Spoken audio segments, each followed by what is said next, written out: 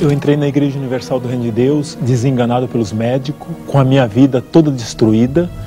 Eu sofria de ataque epilético, minhas crises eram fortíssimas. Quando eu desmaiava, eu me deparava, depois de 3, 4 horas, no hospital, os vizinhos me levando no pronto-socorro.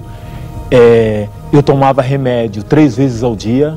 O médico me desenganou, falou que eu tinha que me conformar pro resto da minha vida, que eu teria que tomar os comprimidos diariamente.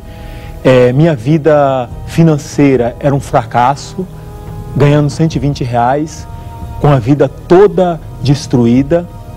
Vida sentimental, não tinha sorte na minha vida sentimental, família destruída. E, em consequência do ataque epilético, eu era uma pessoa medrosa, uma pessoa covarde. Eu tinha medo de tudo, eu tinha medo de sair na rua e um ônibus, um carro me atropelar. Tudo isso acarretou fracasso, humilhações, vergonha, constrangimentos. Em todos os aspectos da minha vida, eu era fracassado. Eu era um verdadeiro patinho feio na família, porque tudo que eu fazia dava errado, nada dava certo.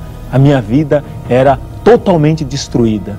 Eu entrando na Igreja Universal, fiz as correntes, a minha vida começou a ser transformada, eu participando das correntes, mas a minha vida transformou mesmo, começou a mudar de fato, de verdade, eu fazendo um sacrifício na Fogueira Santa de Israel.